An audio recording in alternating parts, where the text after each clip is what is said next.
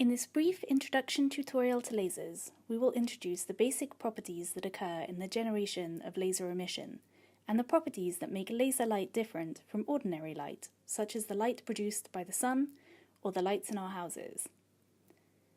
Lasers today are used in many different ways, and there are a large number of different types of laser.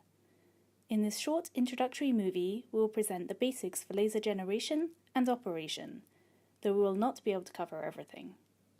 Part of the success of the laser can be attributed to the fact that they are very versatile. They are, for instance, used to read a Blu-ray disc, or used as a laser pointer. Lasers can be used to probe pollution in a city, or to study how atoms behave when they are exposed to very high intensities. Different lasers are based on different materials, and the light they produce will therefore have different colours, not necessarily in the visible wavelength region. Our eyes can detect light between approximately 750 and 400 nanometers, which is known as the optical region of the electromagnetic spectrum. Light with shorter wavelength, in the ultraviolet region, is more energetic, since the energy of a single photon, a particle of light, is given by the equation E equals hc upon lambda, where c is the speed of light in vacuum, h is the Planck's constant, and lambda is the wavelength of the light. On the other end of the optical spectrum, we have photons with less energy, and we are in the infrared wavelength region. In order to understand the basic operation of a laser, we have to understand three fundamental processes describing the interaction of light and matter. Einstein derived the underlying theory for these processes more than 100 years ago. However, it was not until 1960 that the first laser was demonstrated. Different atoms have different energy levels, which correspond to how the electrons can be arranged within the atom. An atom is described as being in the ground state if all of the electrons sit in the lowest possible energy levels. However, if light with the right energy interacts with the atoms, it may become excited. An atom that is excited can become de-excited through one of the following two processes. The de-excitation may be spontaneous, and the energy is emitted as a photon with a random time and direction. We call this process spontaneous emission. With spontaneous emission, we do not know when the light will be produced, when the photon will be emitted. We can only calculate the probability distribution. We furthermore do not know in which direction the light will be emitted. This is a very common process, and produces the light we see from light bulbs and other normal light sources. But this is not the process we want to use to create lasing.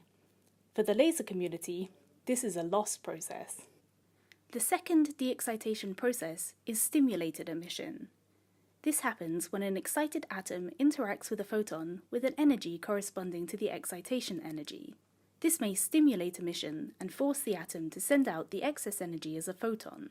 This is the fundamental process used in lasing. The emitted light will oscillate exactly like the incoming light. It will have the same frequency, oscillate in phase, and with the same polarization. The fact that the two photons oscillate in phase is called coherence. For coherent light, all waves oscillate in the same way all the time.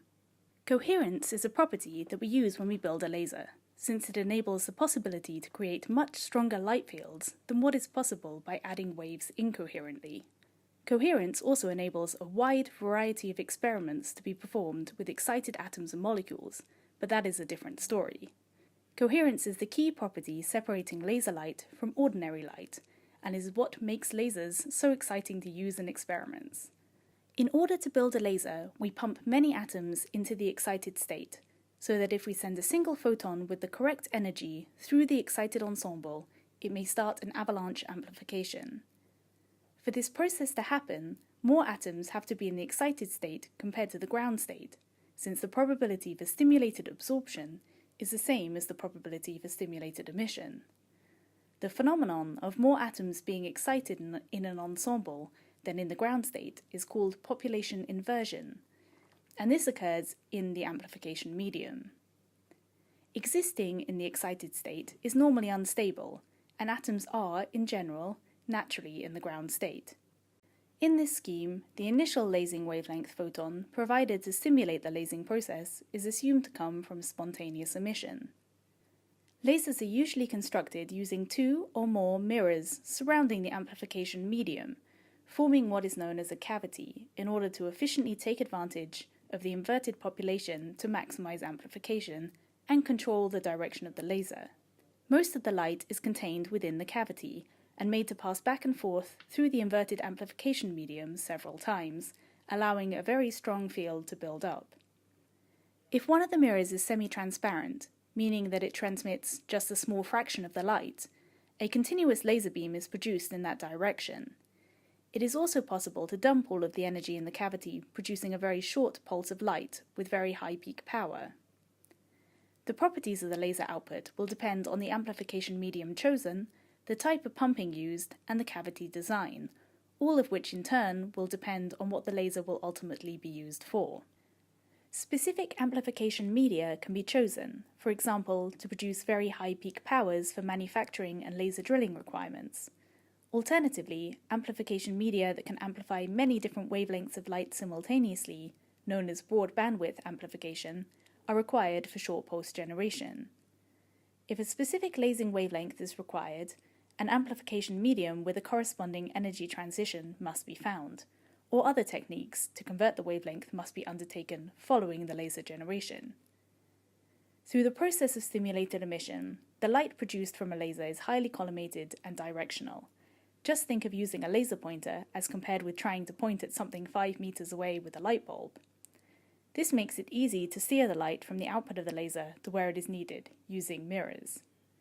Depending on the type of laser light produced and how the laser is housed determines the classification of the laser. To learn more about the hazards associated with laser operation and the relevant safety precautions required for different classes of laser, please watch our video on laser safety and hazards.